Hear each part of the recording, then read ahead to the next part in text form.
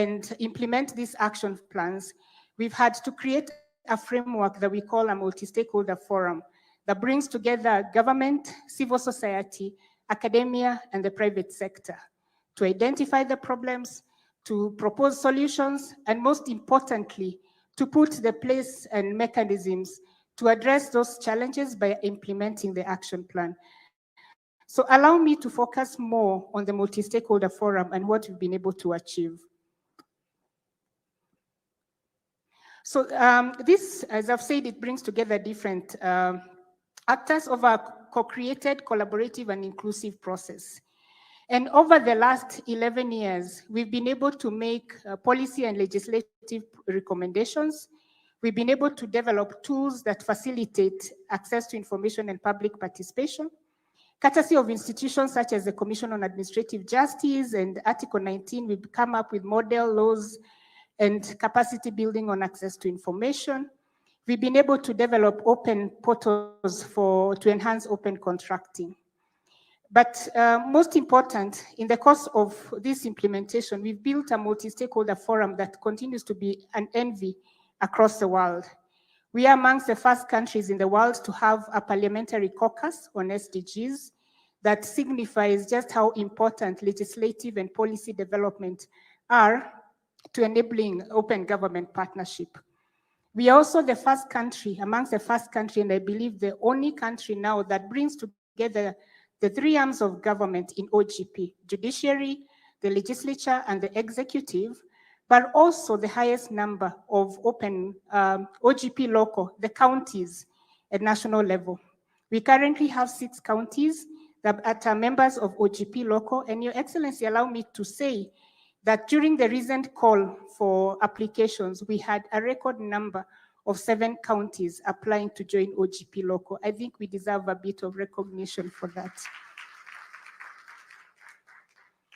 Our early adoption and expansion of OGP local has also ensured that the multi-stakeholder co-created space does not just exist at national level, but also exists at the county level.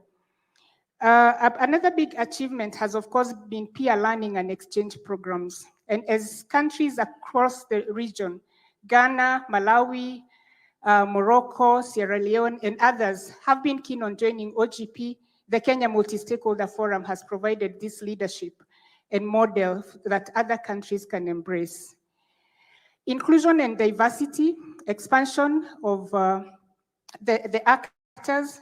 I dare say we were amongst the first people to start talking about a broad-based multi-stakeholder forum, which is what we've been implementing for the last 11 years or so, because we have women, we have young people, we have counties, we have national government, we have academia, we have private sector, and over time, increasingly, as you go through the 5 action plans, you'll see that the number of actors continue to expand, signifying just how important this is to enhancing transparency and accountability. Your Excellency, we recognize that across the world, there are issues that continue to face governments, continue to face private sector, continue to face academia and others. And key amongst these is the issue of declining public trust. We need to bridge the gap between citizens and governments, citizens and civil society, citizen and media, citizens and academia. And the OGP platform provides this opportunity to not only trust build, but also enhance youth inclusion, transparency, and accountability, and as well as meaningful public participation. I think some of the challenges that we face now is because in some cases, citizens feel that they're not being listened to. We believe that by ensuring that all voices are on the table, OGP provides that very powerful mechanisms. And so without taking too much time, I'm not going to call upon Mushiri to take us through the 9 commitments. And again, take this opportunity to thank you very much for your support, and to also thank the development partners here present that have made this work possible.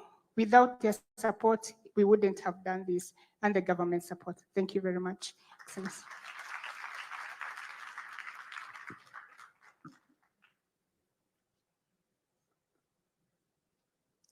Your Excellency, distinguished guests, ladies and gentlemen, this is Kenya's most ambitious action plan ever. We are looking at a fifth action plan that is as responsive to the realities that we are living in, like no other action plan has done before. So your leadership and that of the civil society partners and others who've been part of this, including input from the general public, is to be credited for this document. So maybe I shall start with the first commitment in action plan, which is a brand new commitment that made it into the framework in this fifth action plan, and that's our commitment on climate action. As you are all well aware, this is one of the largest crises that is facing our planet, and we are seeing the results of that in our own country. So promoting participatory development and enhancing transparent monitoring of conservation interventions, making sure that the data and the technologies that are being used are responsive, is a big part of this commitment on climate action. The next commitment is on digital governance. Your Excellency, this administration has been very ambitious in rolling out digital services. We now have thousands of digital services rolled out by national government agencies as well as county governments. This commitment seeks to put in place the enabling environment to ensure that we have inclusive, secure, trustworthy digital services and that are supported by the right policy environment. And this is also a brand new commitment within the OGP action plan framework that the country has been implementing. The third is the Open Data for Development commitment. This is the third time that we are rolling over. It has had some commitments before and some milestones have been achieved. This is led by the Kenya Space Agency, so you have strong support and strong presence from the Department of Defense, which is a new institution within the context of OGP. And we have a lot of commitments there that really strengthen the proactive disclosure of data, especially around budgets, expenditures, GIS information, all of this to support increased accountability and participation and address the issues that we are facing as a country, as Carol mentioned, on bridging that trust deficit. The fourth is on beneficial ownership transparency, and this is an advancement of existing work under your leadership and the leadership of the Business Registration Service, Attorney General's Office. We were able to get to a beneficial ownership legal framework, and this now puts us in a situation where we can advance our ambitions around beneficial ownership so that the ownership of institutions and the people behind the contracts becomes less invisible as part of our efforts to build trust and accountability. A fifth commitment is on open contracting. Again, this is an advancement of work that has been going on. I'd like to recognize the advancements that have been done already by the National Treasury, the work that is being currently done around the Electronic Government Procurement System, EGP. This commitment brings a global standard on open contracting to the EGP system to make the data more available, more consumable, and also to bring around more stakeholders on the public procurement transparency framework. So this is an important commitment, just as the others are, but it does build on very strong gains that have been made in the recent years. The sixth one is on public participation, legislative and fiscal openness. This is some of it is an existing commitment that we've worked on over the years with the leadership of Mzalendo and the Senate. It has some very ambitious commitments around putting in place a very strong legal framework for public participation in this country. We currently do not have a national framework for that, and this commitment aims to deliver that. But it goes a bit further and includes fiscal openness in the context of debt transparency. So, Your Excellency, this commitment supports your efforts and efforts of this administration to ensure that the conversation on debt and the amount of money that is in play is not a subject of misinformation, but is subject to evidence that is available. So the transparency around this is going to be an important part for the next few years. And commitment number 7, access to information. We have had great success with access to information because of the OGP. The Access to Information Act was a result of the work done by the OGP community in 2016. This access to information commitment advances this much further by ensuring that the regulations that have been passed, the enabling framework, is now supported by a more ambitious rollout across the country. And this includes the model laws that Carol alluded to and how they are eventually incorporated in our county governments. Our eighth is access to justice. As Carol mentioned, this commitment was birthed out of the COVID crisis and the fact that many could not access justice because of the restrictions that had to be in place to save all our lives. However, on the other side of that commitment, we realized that it was actually addressing issues that continued to plague citizens in their pursuit of justice.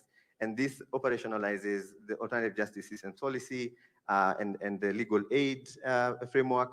And it does aim to bring a bit more accountability and improved financing to the judiciary in order to make sure that access to justice reaches the most vulnerable of our populations, regardless of where they are, using all technologies and approaches that are appropriate. Our ninth commitment in this action plan is on resilience. Your Excellency, ladies and gentlemen, a lot of what I've talked about can sound very nice and very beautiful and probably be done within a year, and then we all go back to default settings. The access to justice commitment and the beneficial ownership and open contracting, a lot of these commitments have made it this far because they had an enabling framework around them. The government resilience, building open government resilience commitment ensures that we are not just putting in place commitments on paper, but we're also putting in place institutions and the legal frameworks and the financing to make sure that we can continuously deliver on the promises we're making in the fifth action plan. Part of this includes the enactment of a framework to put in place a national open government council, and it calls for the gazettement of a number of institutions. And across this fifth action plan, you will find that there are a lot of areas where support is needed from the Parliament of Kenya to make sure that we have the right legislation, to make sure that each one of these things can last beyond us all and serve the generations to come. Thank you very much.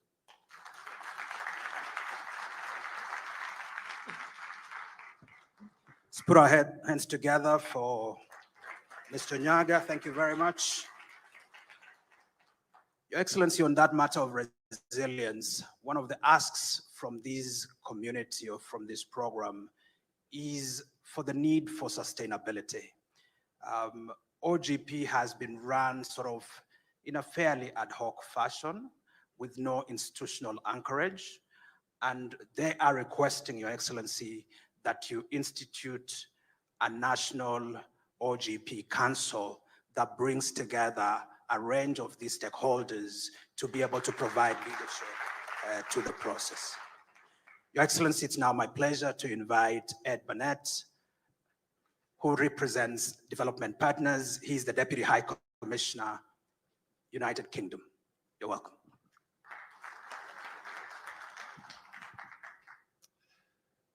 His Excellency, the President, distinguished guests, all protocols observed, good morning. It's a great honor and pleasure to address this gathering today on behalf of the United Kingdom. And congratulations to all on the upcoming launch of Kenya's Open Government Partnership 5th National Action Plan, and on Kenya's co-chairship of the partnership this year. The UK was a founder member of the Open Government Partnership, as we have heard, established in 2011. Open governments are vital to any democracy and ensure citizens are best served by those they elect. The presence of Your Excellency the President, senior members of the Government of Kenya, and the number of partners in this room is testament to the importance and convening power of this partnership. And I can assure you all that the Open Government Partnership has had a really positive impact on the UK government and how it delivers for the people of the UK. To give one example, as a result of the partnership, all new central UK government contracts and tenders worth over £10,000 are placed on a single website, enabling the public to hold government to account for our spending and performance.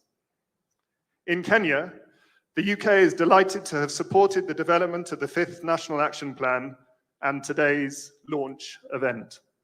It has been fantastic to work with the government and Mzalendo and many others in this room on this important endeavor. As we have heard, much has been achieved already through the previous 4 national action plans, such as the development of Kenya's beneficial ownership register, a vital tool to tackle corruption and illicit finance. And I'm pleased to see further milestones on beneficial ownership in this 5th national action plan. It's now time to focus on implementation of those 9 commitments made. And the UK is supporting key milestones on beneficial ownership, open contracting, and public participation. Improving transparency and accountability is a continual process for all countries. Kenya has the advantage of an already vibrant civil society and a flourishing tech sector to support its journey by improving and innovating service delivery, taking on board feedback, and telling a positive and meaningful story of progress.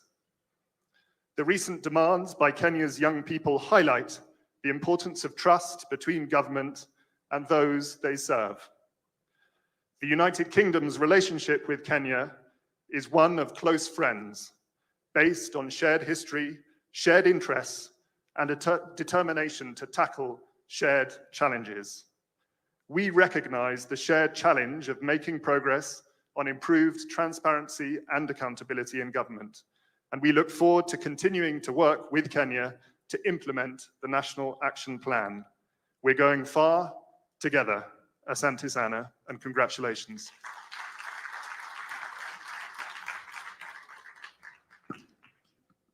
Thank you, Dr. Bernard. Your Excellency, to recognize Her Excellency Cristina Diaz Fernandez, the Ambassador of Spain. Spain is taking over the global leadership of the OGP platform, and so we wanted to especially recognize them on this occasion. It's my pleasure now to invite the Right Honorable Speaker of the Senate, Amason Kingi. Welcome.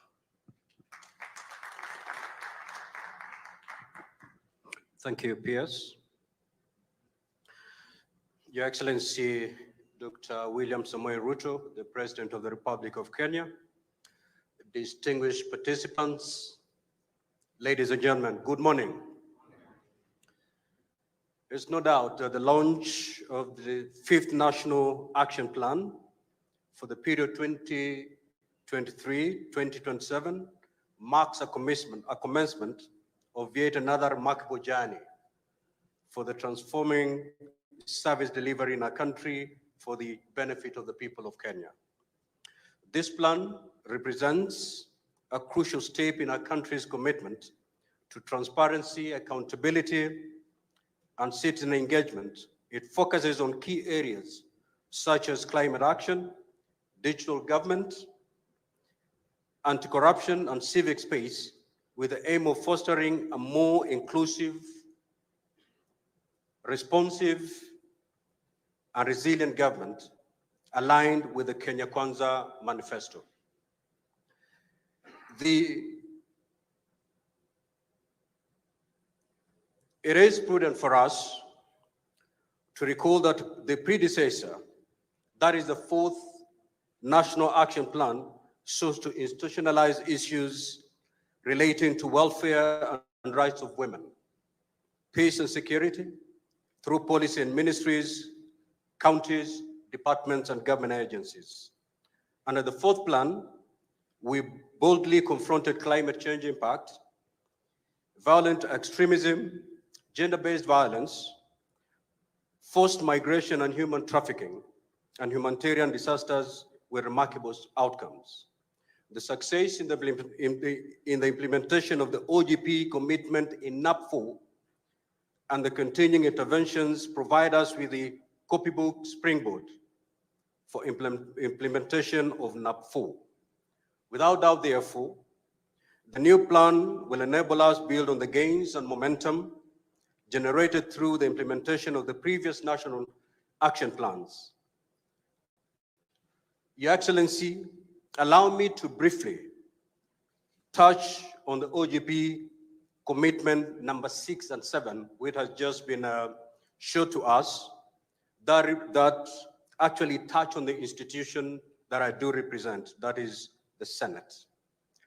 And OGP commitment number 6 and 7, namely public participation, legislative and physical openness, the plan outlines the major objectives as being to enhance transparency, inclusion, and accountability in the legislative and budget processes, ensuring open and trusting relations between concerned stakeholders.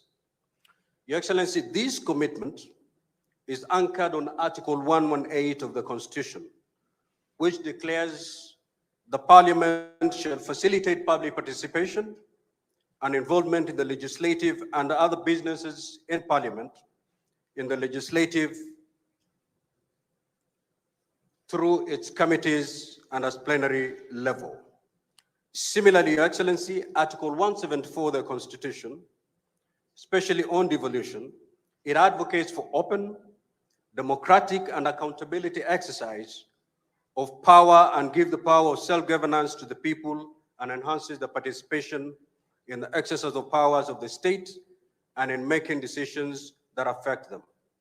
Now, to give life to these edicts of the Constitution, Parliament has enacted laws and approved policies and guidelines that have elevated the role of the citizen in decision-making and opened government processes and decisions to intense scrutiny.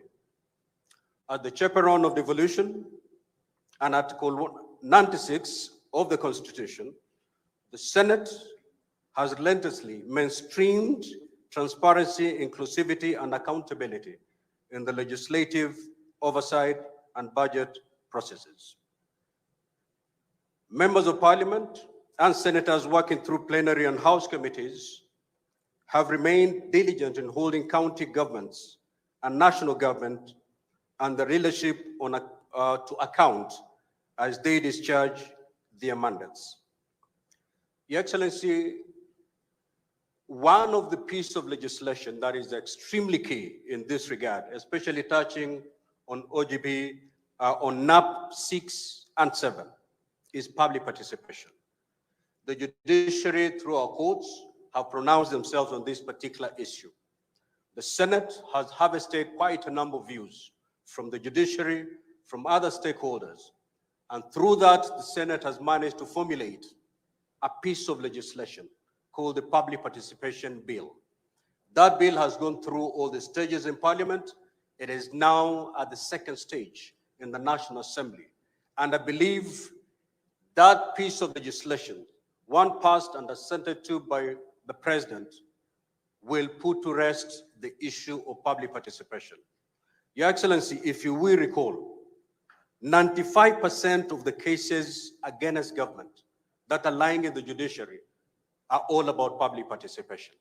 That the citizens were not given enough time, that the stakeholders were not given ample time to make their case or to contribute to what government intended to do, whether through policy or through law. And I believe, therefore, that once that piece of legislation is passed, we will see very minimal, if any, cases being taken to the judiciary.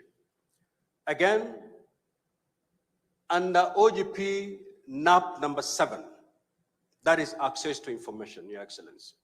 I'll give you a very practical experience why it is important for us as government to run away with these commitments that have been given here, the 9 commitments, especially on the access to information. Yesterday, Your Excellency, I was flying from Mombasa to Nairobi at 3:45. And as I was waiting for the delayed flight, of course, because of the strike, I had the opportunity to engage with KAA staff. And I asked them, why are you on strike? Your Excellency, I was not given any tangible reason other than the fact that there is a lot of information they had heard and picked from the social media And because of that information and acting on that information on the social media, they went on strike. That is what I was told. Meaning, as a government, if we commit to have this information get to the people before the social media culprits take this information to the people. And you know, Your Excellency, most of the social media information is a facts not verified. And this is where most of our citizens pick information, pick facts, and act on those facts. So again, with this commitment, I believe as government, if we can be able to be committed and be able to package or to unpackage this information to our citizens long before the keyboard warriors take that space, we will not be able to see what we have seen today. Now, Your Excellency, I was listening to our government spokesperson yesterday, and I talked to quite a number of people after his press conference. Many Kenyans believe that this government has negotiated and signed a deal with Adani. But the position is no such deal, no such contract has been signed. But this information was not given to the public. It was left to keyboard warriors. So again, with these commitments, Your Excellency, I believe as government, if we can be able to commit to these commitments that have been given here, then the kind of misinformation that is there will be a thing in the past. Your Excellency, you know exactly what we went through with the finance bill. Again, misinformation. The finance bill was the best piece of a bill. It was a document that was going to take this country far. But because of misinformation, because citizens maybe were not engaged enough, we had to shelve an otherwise good document. So again, Your Excellency, with these action plans, with these commitments, especially commitment number 6 and 7, if we can be able to run away with it as government, we will see very minimal of the kind of upheavals that we've witnessed as a country for the few days. Allow me, in conclusion, Your Excellency, as I conclude, allow me to commend the drafters of NAP 5 for retaining climate action as a priority number 1 in the new implementation phase. Your Excellency, you are the teacher in this field. You are the ambassador, the African ambassador in this particular field. There can never be a better opportunity to put this commitment as number 1 than now. And therefore, the implementation, the phenomenal climate change impacts remain of great concern and deserving of our full attention, given the devastation they continue to wreak on our society. As global temperatures soar, drought become prolonged, and frequent flooding more intense in scope. Your Excellency, I sat listening to you during the climate summit, the African Climate Summit, and there's no better person who can put this case in a more compelling manner than you, Your Excellency. And therefore, I believe that having this as commitment number 1 gives you that relevance as we engage Africa to make sure that Africa takes this particular commitment with the seriousness it deserves. Your Excellency, let me leave it there. And therefore, with these few remarks, Your Excellency, ladies and gentlemen, I want to thank you most sincerely for giving the Senate to share some thoughts with you in this journey. And I want to believe that if all of us present here commit to the implementation of these 9 commitments, next year, or the second phase, as we sit here to review the implementation of the 9 commitments that have been given today, if all of us purpose to walk the journey, then we'll make not just Kenya a better place, but this continent and the world at large. I thank you.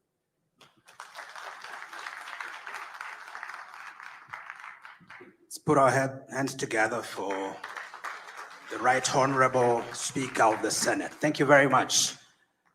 Well, we are now at that pivotal moment. I want to invite Aidan Eyakuze, who will engage His Excellency the President of the Republic of Kenya on a conversation around what's famously known as a fireside chat. While the stage is being set, Your Excellency, I want to acknowledge the representative of the National Assembly in the person of Honorable Beatrice Elachi. I also, Your Excellency, want to humbly recognize the representative of our judiciary in the person of Justice Sergon. Thank you very much. I thank you. It's my pleasure now to invite Aidan Eyakuze. Aidan is a board member of the Open Government Partnership International Board, and he's also a very distinguished actor within civil society. Welcome, Aidan. Thank you. Thank you. Thank you. I think I'm mic'd up. Mr. President, would you like to come on the stage with me? It's good to meet you. I bring greetings from Tanzania. Thank you very much. Welcome to Kenya. Thank you. Please. Wow. Good morning. This is a real honor. I started my professional career in this country, so it's great to be back. We've heard some fantastic presentations about the National Action Plan number 5, 9 great commitments. What they didn't tell you, my friends, Caroline and Mushiri, is this is really hard work. And Dr. Korir knows how hard this work is to transform the relationship between governments and citizens. So my first question to you is to understand personally your vision for open government in Kenya. Why do you want to do such hard work? And you've been involved in it as deputy president, now as president. Why? What's in it for you? What's in it for Kenya? Thank you very much, Aidan. Everybody else made a statement. I don't know why I'm the only one answering questions. Because this is open government. No prepared statements. Well, let me just, maybe by way of contextualizing why we are here, is that, as you have heard, the Open Government Partnership Framework was conceptualized in 2011. Kenya became a member in 2012. We were among the first countries to join this framework because of our belief in openness and running an open government. When I came into office as deputy president, I took it up as one of the deliverables of the administration that we were running. When you ask me the question, what is in it for us now? If you look at the bottom-up economic transformation agenda, it is about inclusivity. It is about people who traditionally have not been in the equation. And that is why we're saying the millions at the bottom of the pyramid, who sometimes, most times, are left behind, must this time round be in the frame, be in the equation. And therefore, inclusivity brings an element of openness. And it is the reason why, as an administration, we want to push forward with the Open Government Partnership, because it speaks to all the tenets that we believe in. It speaks to the issues of digitalization. It's the reason why we are digitizing now 17,000 government services to democratize government information, availability of government information to citizens. And we believe that open government enhances transparency, enhances accountability, and empowers citizens to be able to make decisions. Those three things are very important. Transparency improves trust in government. accountability makes sure that resources meant for public good is not spent on other things. And number three, bringing citizens into the equation gives them the power to make decisions and to inform government policy. Let me take you up on one of the things that you're mentioning there. Sometimes open government and what you just described can feel very distant to the ordinary Kenyan citizen, can feel very abstract. One of the steering committee members a few years ago said, from Nigeria, said, how do you make open government put a chicken in every pot? How do you make open government real for people so they can feel that their lives are actually improving from this approach to government? So maybe my specific question is, please share with us some really specific measures that your administration is taking and will take to strengthen economic governance and to ensure transparency and accountability in the management of public resources and public debt. What are the specific measures you're doing for that? I have made a commitment, and you've heard the Speaker of Senate say, we did agree that public participation is not a sterile provision of the Constitution. It must amount to something. And it is the reason why we've been grappling as a nation, how do we actualize public participation? We have now working on legislation, as you've heard. In a couple of months, we should now have a framework that contextualizes, creates a framework for citizens to meaningfully participate in enacting policy, enacting legislation, and every act of government that requires the public to participate in. That is number one. Number two, we have now work at the Attorney General's office, and I want to ask the civil society who are present here to work with the Attorney General as we improve three pieces of legislation. Number one, improve legislation on Evidence Act so that we can deal with matters corruption in the shortest time possible. Improve legislation on e-procurement and make government procurement open, including making sure that it is in the public domain which contracts have been awarded, for how much money, to which companies.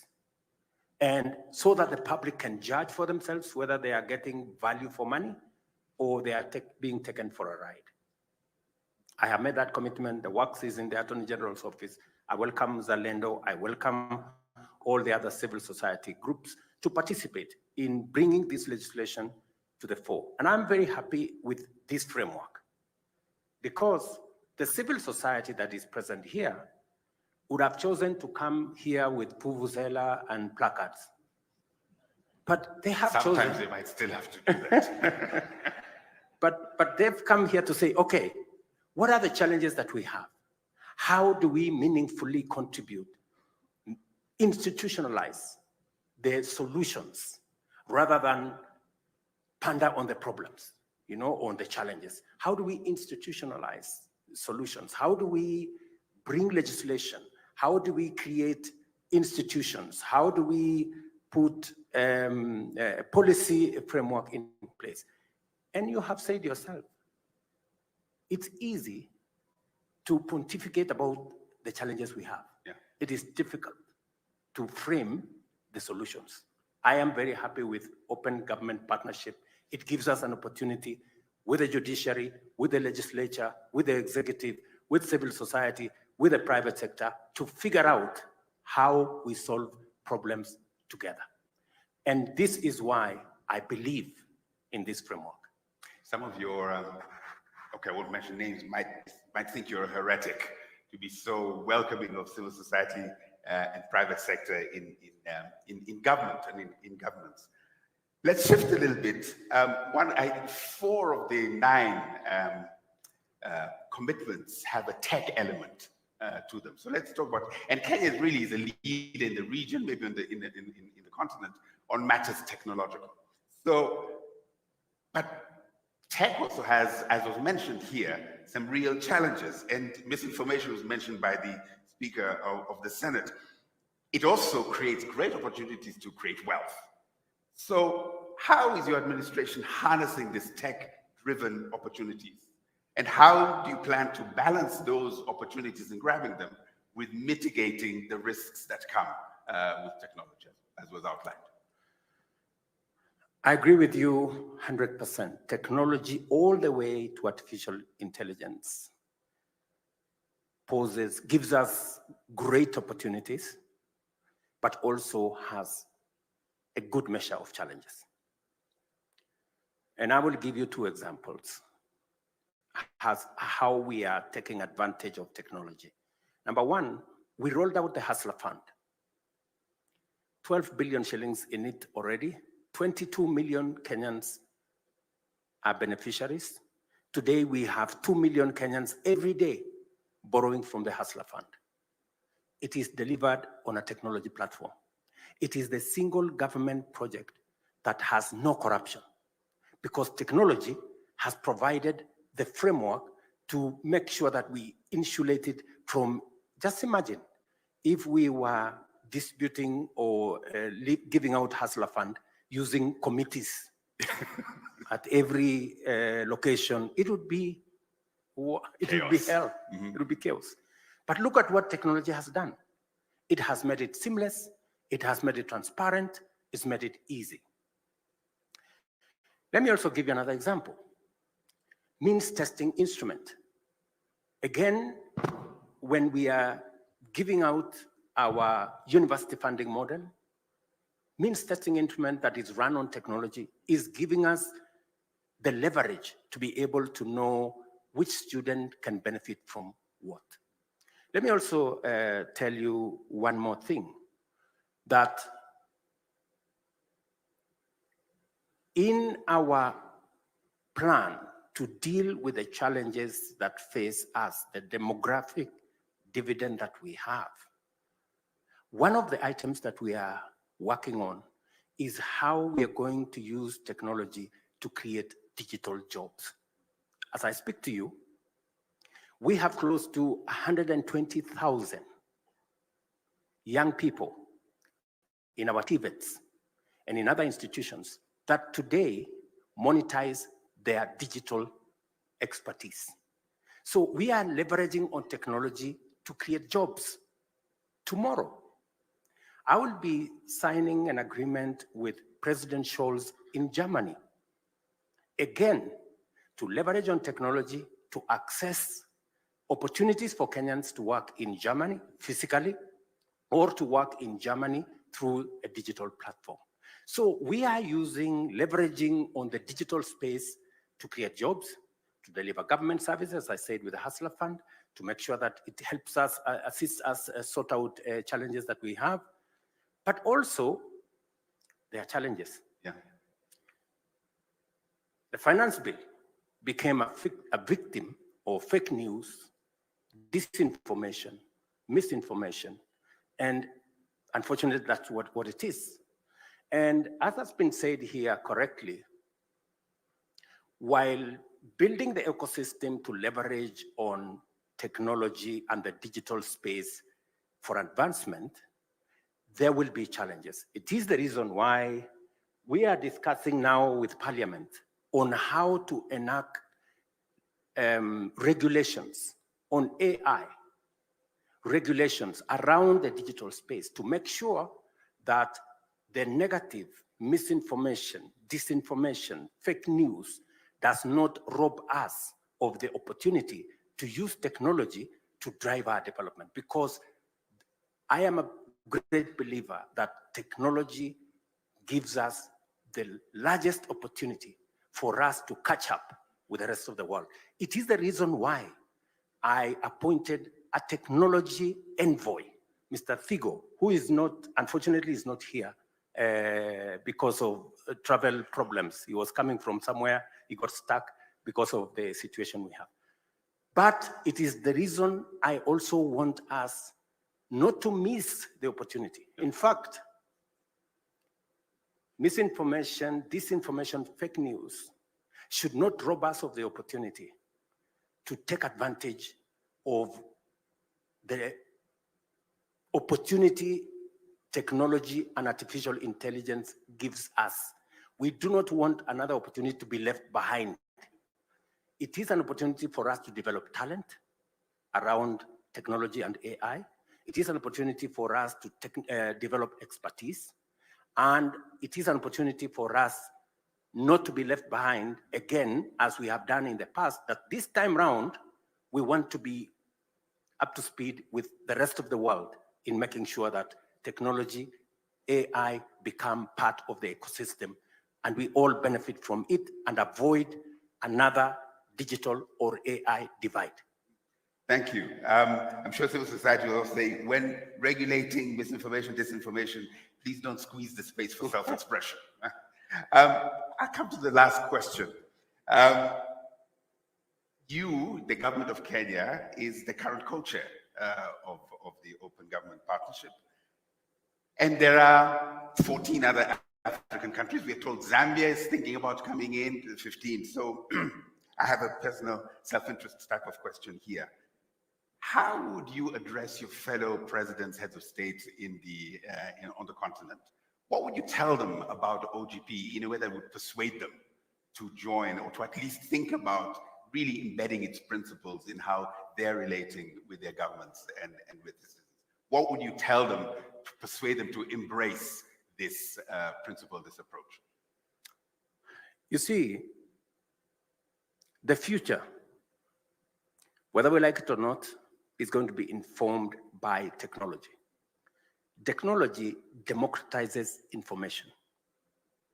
Citizens today, anywhere, in any country, have the benefit of a lot of information. And with a lot of information, citizens are aware, and therefore it is natural that going into the future, openness, because of the amount of information people have, it's not possible anymore for government to hide in this corner or that corner. And therefore, the natural thing to do is to make sure that we run an open system so that we avoid the fake news, we avoid the disinformation, we avoid the misinformation. And therefore, it is only natural that we contextualize this and we take it into the future. I am a great champion, for example, of transparency and justice around climate financing. It is one of the things that I have been pushing, because transparency does not just exist in what maybe governments are doing. It's also what big corporate institutions, multilateral development banks, many other institutions should be doing. It is the reason why I have really pushed for a just international financial system. Let me ask you, Hayden, why would one country pay 10% interest rate and another country pay 1% interest rate in the same ecosystem? Where is the fairness? Where is the justice? And those paying the most have contributed the least to the existential threat that we face as humanity of climate change. When I finish with you here, I will be going to Korogosho because of Matters Climate Action. And I am very happy that among the first commitments in the National Action Plan is climate action. I will be going to Korogosho because Korogosho is a neighborhood here in Nairobi. Okay, I will be going to, Okay. It's a neighborhood in Nairobi. Mm-hmm. I'll be going to Korogosho, which is a neighborhood in Nairobi, because we lost 42 people to the floods. We got 22,000 households displaced in that vicinity. And almost 160,000 people were displaced, because we are going to begin the process of rehabilitating. We're going to be bringing on board 20,000 young people to participate in climate action, to participate in the restoration of the Nairobi River ecosystem, so that we can not only have proper sanitation, we can deal with pollution, we can deal with solid waste, we can green the place, and we can build social housing on that space. Because these are victims of climate change. They swing between one extreme of drought, and when we are still figuring out what to do, we end in serious floods and we lose people. So I'm very happy with the context that this has been put in the National Action Plan, that we are focusing on climate change, and we will be persuading other heads of state that climate change is an existential threat to all of us. It is time we used open government to create the necessary transparency in the international financial system, the necessary accountability by us as nations to make sure that we are accountable for the resources that are made available to us by citizens or by the international community. It is the reason why I am very open on making sure that we discuss our debt as a nation. I do not want it to be shrouded in mystery, because it is not mystery, because Kenyans will pay. And it's good that we know, should we be contracting more debt, and for what purpose? So it is a space that I am so open, and sometimes I get myself into trouble by being too open, because people say, okay, we want the president to come and explain to us this. I go explain. Then the next group, we want the president to come and explain. So I keep explaining. And that is why I'm used to answering questions the way you have asked me. But finally, let me say this, to congratulate this great body of people, those from government, those from the private sector, civil society, and I want to encourage them that they continue to be part of us, of the solution to our nation. It is the best thing that we can do for Kenya, because this is our country. We are all stakeholders. Everybody's voice matters, and we must continuously engage to make sure that we benefit from as much information as we can, and make sure that we make the right decision based on evidence and based on the correct information. Thank you. Let me say, you have made open government partnership really good. You've connected Korogosho with the international financial system. I don't think that's an easy thing to do. So thank you so much for being willing to listen to our questions from civil society. And I'd like to invite you to make perhaps your final remarks. Well, let me say this. I'm very happy that we made a contribution from an executive side. Parliament made their contribution, the judiciary made their contribution, civil society, to the National Action Plan on Open Government. Because it is our collective responsibility as Kenyans to make sure that Kenya succeeds. It is not the business of the president alone, it's the business of every Kenyan for us to succeed, because in that success is everybody's success. Let me also say the following, that as we do this, I want to assure all the stakeholders here that the government of Kenya that I run will continue to be open. I have absolutely no qualms in being held to account. I encourage civil society to continue telling us the things we are doing wrong so that we can correct. And to occasionally tell you the things you're doing right. Yes. I was waiting for that to come. and occasionally, you know, when we get things right, they also tell us, this you're getting right, do it better or do it more. So that way we can forge, you know, a collaboration that makes Kenya great for all of us. Let me conclude by saying, because there is a feasible, demonstrable, real trust gap between citizens and government across the globe. Yeah. You know, there is, you know, there is a trust deficit. There is a trust gap.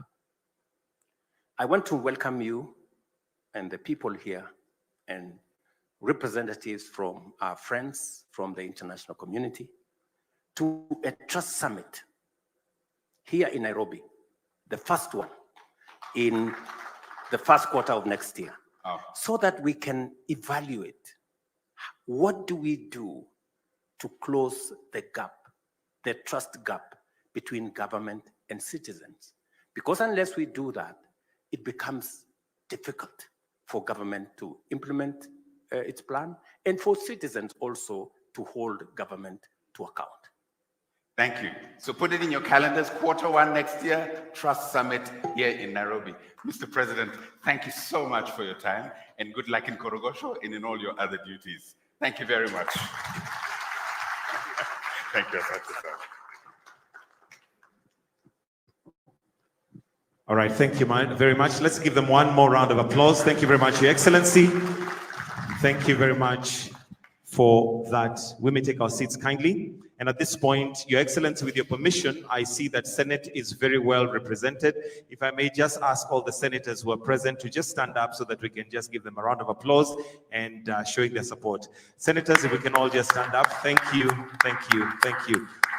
You may take your seats. May I also recognize all ambassadors who are present. If they can also just stand up briefly, we just appreciate that they're here. Your Excellencies, thank you so much for that.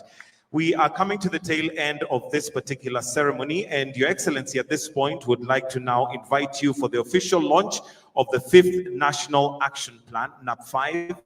So with your permission, if I may request that you join me here on stage, and to flank you as we do that, allow me to call on the PS Foreign Affairs, Speaker of the Senate, Spain Ambassador, Deputy Ambassador British to Britain, and Director Mzalendo, Ms. Carol, to just come and flank His Excellency as we now officially launch the 5th National Action Plan, also known as NAP5. It'll be at the press of a button, and Your Excellency, with your permission, you'll allow me to count you down. And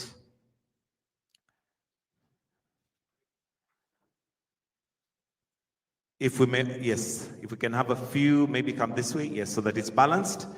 PS, if you can come this way kindly, to this side, yes.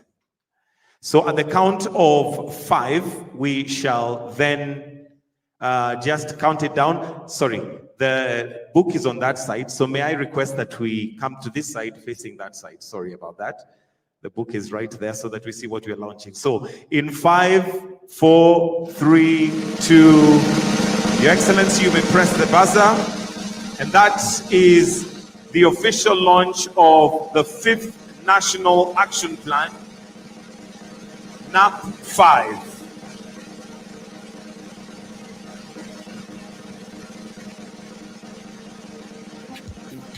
Thank you, Excellency. While still on stage, there's a presentation of an award, and His Excellency the President William Ruto is going to receive a prestigious Golden Plate Award from the Academy of Achievements that marks significant recognition in his exemplary leadership and contribution to governance and development in Kenya. If we may have the award to be brought, please, and it will be presented to him by the PS Foreign Affairs. Why don't we put our hands together as we have this award, the Academy renowned for bringing together global achievers from diverse fields such as science, technology, and the arts. The public service honors individuals who have demonstrated exceptional impact and vision.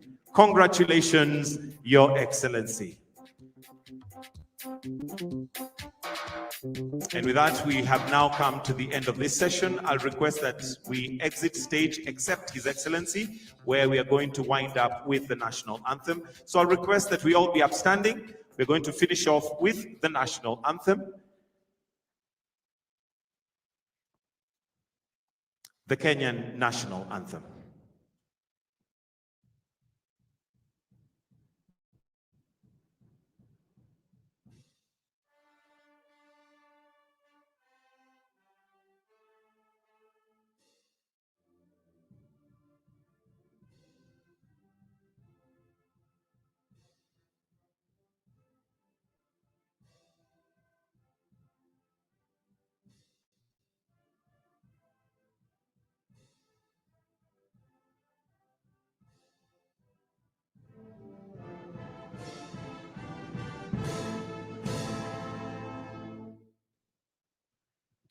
And that brings us to the end of this session. We'll maintain our positions as we allow His Excellency to now exit at his own pleasure.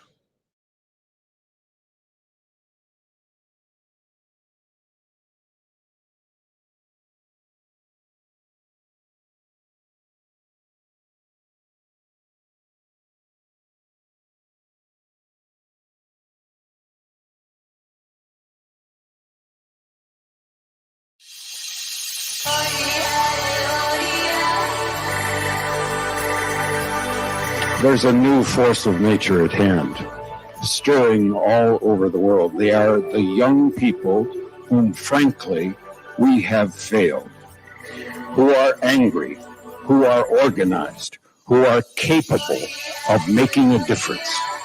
They are a moral army. And the most important thing that we can do for them is to get the hell out of their way.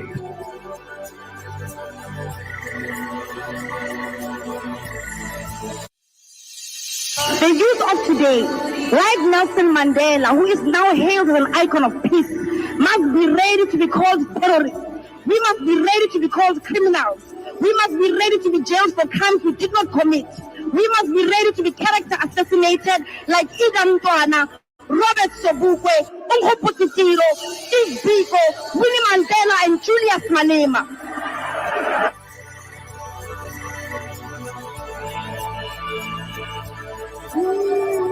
We demand that the people who have been arrested and abducted be released unconditionally as a sign of goodwill. We demand that there be heads rolling in the police department because there are people who gave those orders.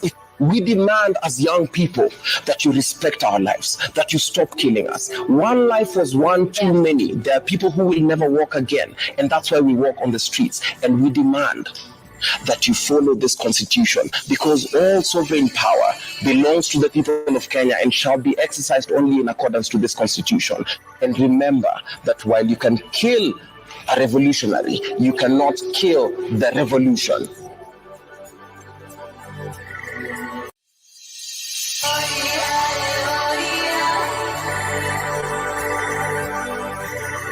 We don't have a country here. We are useless. If it was for us, I would say, let's destroy this country. Watch it, but for our children and grandchildren. And that's why I support them. Let them teach us a lesson. Because we are jokers.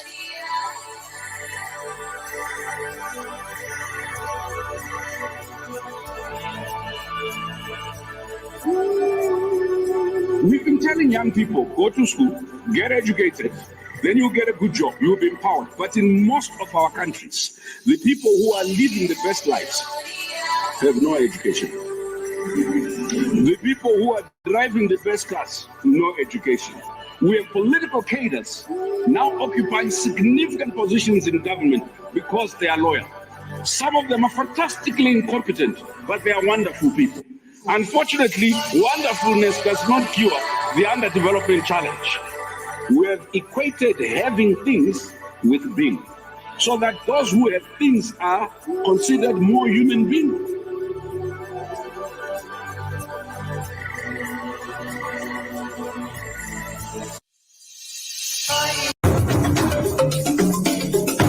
Sisi vile vile sio wote ambao wanataka ugomvi kwa sababu ya ugomvi. Niwaambia nyinyi ni wajinga mkimfuata Ruto. Mkadhani tunawadanganya. Jeti ya Ruto. Hii maisha ya Ruto ni stress na ni stress. Mungu wewe umetukosea.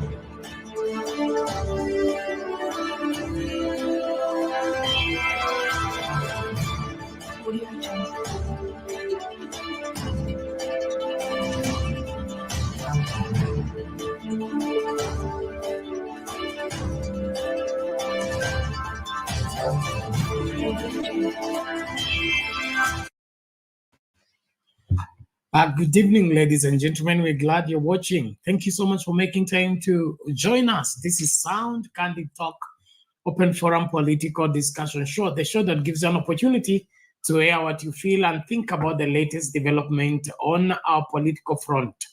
Well, a lot is taking place in our country, most of it not so pleasant, as the country is plunged into mourning with the fire situation at the school in Nyeri, and revelations coming forth not pleasing at all, because those lives are lost in unclear circumstances, things that could have been escaped, and things that could have been fixed. And so it leaves a lot to be desired. And from all indications, it points to one ugly position that our country is plunged into, and that is the genesis and the continued plague of corruption in our land that seems not to be going anywhere. And from the look of things, it has spread so deep and so wide that the country is now on the verge of collapse under the same vice of corruption. So in tonight's show, I want us to, as we mourn and pray for the families of all that have fallen victims of the fire. So far is reported 21. And as our prayers and hearts are with them, we'll look at that extensively. But more than that, I want us to have a wider casting of the net for the whole country and begin to look at Kenya critically. Because at times it appears we get so caught up into politics that we forget the management of our country and the sweeping of our doorstep. And so we are keen about pointing out other people's doorsteps that are dirty while neglecting our own. But today I want us to open up and look closely on this matter. Are we in this war against corruption, or corruption has already overwhelmed us and taken over the country, and it is a hopeless situation even to try and stop it? So I really would want to hear what you think about the whole thing. And I pray that by the end of the conversation, we're going to have a conclusion that is worthy the time, as well as the involvement of every Kenyan in making Kenya tick and making Kenya work. So the poll question we are asking today is, in your opinion, can Kenya survive its corruption crisis? Because we seem to have corruption in education, corruption in healthcare, corruption in civil service, corruption with the teachers, corruption with every project. It appears that every government project cannot be concluded until the budget for corruption has been satisfied. What is this about Kenya that makes corruption so sweet and makes corruption so rewarding that everybody, especially those in government, want to be party to it and want to thrive from the same, milking the country and making life unbearable? So I really want us to come forth and speak up. The link to use to get in the studio is already available in the comment section. And I want to call upon you, please, if you're able to get us, make sure you are inviting somebody so that they join into the discourse. We really want to ensure that everyone gets through with this information. So karibu sana, 11 people, Sound Candid Talk. Facebook, hakuna mtu. Sound Candid Talk live, 9 people. Let's be on the forefront to invite each other as we engage in this great conversation. Kenya mourns prayers for the 21 school fire victims. Can Kenya survive its corruption? We really have something here that I think we can't ignore anymore. Dahi Abdi, karibu kwa show. Asante sana kwa kuwai. Tuni Mhamud 77, welcome to the show. Thank you for being here. Green, welcome to the show. Asante sana. Charles Green, welcome to the show. He says Ruto is the worst thief. Okay, Talia, blessings. William 001, hello to you. Welcome to the show. Thank you for being here. Mohammed Ege, karibu kwa show. Asante kwa kuwai. Freedom, welcome to the show. Thank you for being here. Let's please call in as many as possible. Let's gang up.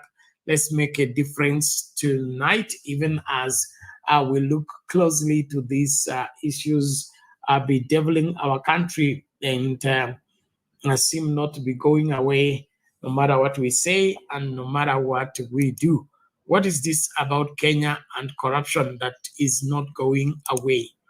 What is this that we find so sweet in corruption that has now taken over our country and is now ceases to be a vice for us to fight? It has just become a stakeholder and a competitor into how our resources are allocated and who goes away with what for what reason. And so I really want to invite us to this discourse. I know it's an uncomfortable discussion to have, but I think the earlier we begin to look at it, the better.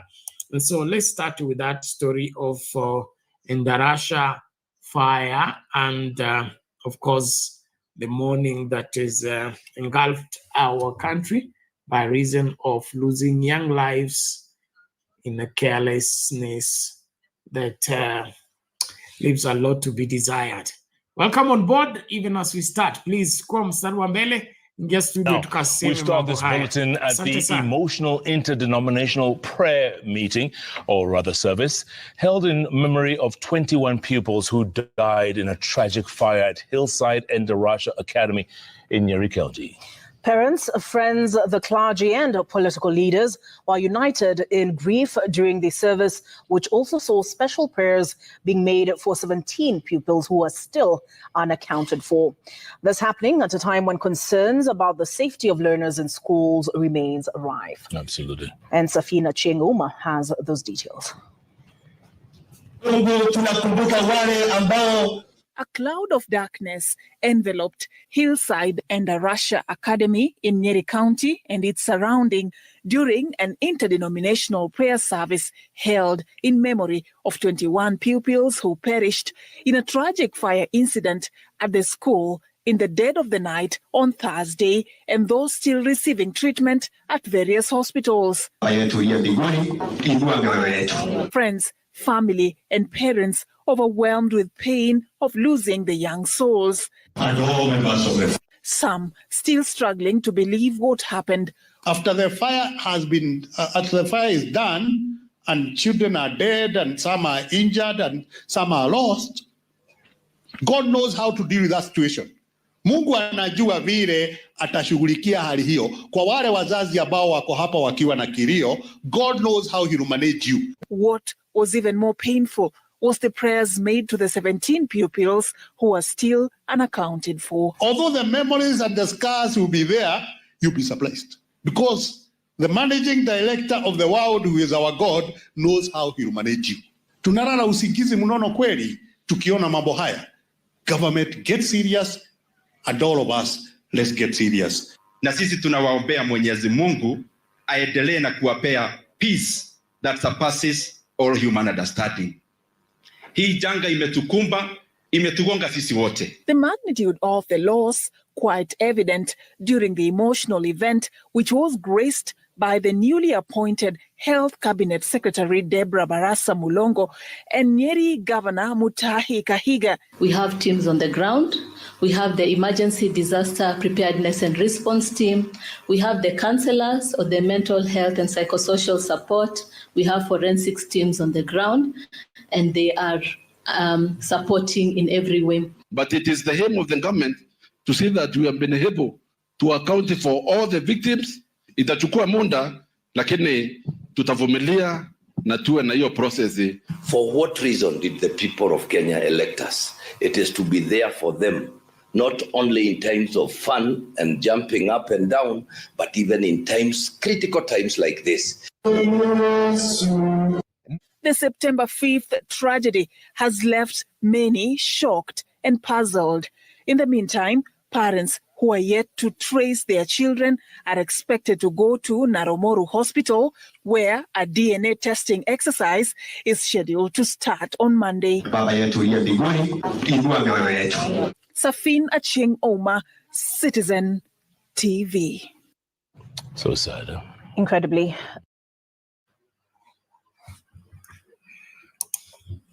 Mambo ni kama hayo. Waathiriwa wa moto Endarasha Hillside Academy wafanyiwa maombi. Haya yakiendelea, 17 peoples cannot be accounted for, meaning that they are either among the victims that are burned beyond recognition. Therefore,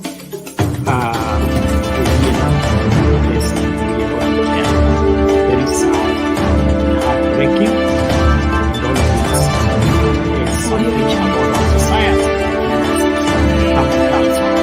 So, welcome on board, ladies and gentlemen, even as we continue the conversation and kuona haya kwa kina hiki ambacho tunasema injili zetu, maombi yetu na upepete wetu katika kutekeleza wajibu wetu kuwatunza kama sisi wazazi na walimu na jamii nzima. Tunaingia vijijini, mijini na hata jijini kukuletea taarifa mchana kutwa. Usiku tunakaa kitako, tunadadavua tukichanganua taarifa na makala muhimu yanayokuhusu wewe na familia yako. Nasikia watu wanasema baba ametusaliti. Between baba kutusaliti na sisi kusaliti baba, nani amesaliti mwingine? Inapeangwa, it mostly goes to foreign ministries. So baba is overqualified for that position. To build this railways for Africa. So now he's thinking about tumemkataa kama baba wetu. Unaweza kuwa kuna mtoto ulizaa ukapatia nchi ikuwe inamfanya vile inataka. Uhuru has been working very hard. Ruto akaenda huko na nguvu. Ruto was never invited in the inauguration. Ungana na Bernard Ngozi kwenye Open Forum Political Show kuanzia saa 4 usiku hadi dakika zake kila siku ya wiki kwenye Soundcard Talk. Open Forum Political Discussion Show. The show that gives you an opportunity to air what you feel and think about the latest development. Tukutane Soundcard Talk.